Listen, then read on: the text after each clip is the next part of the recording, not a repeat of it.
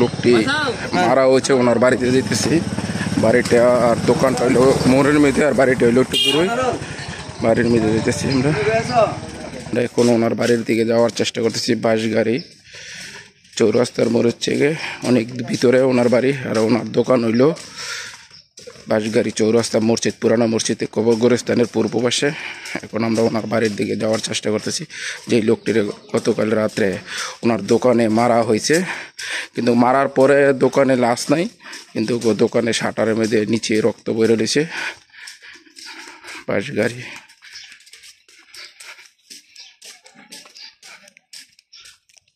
রয়েছে, বাসগাড়ি বাঞ্চারামপুর থানা বাসগাড়ি। অনেক লোক ওনার বাড়িতে আজকে আইন শৃঙ্খলা বাহিনী আছে এখানে। এই যে বাড়ি, অনেক লোক এইলো বাড়ির ভিতরে। বাড়ি বিশাল বড়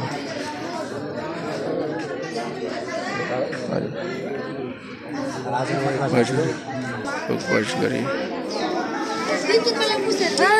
আইন শৃঙ্খলা বাহিনী আসছে,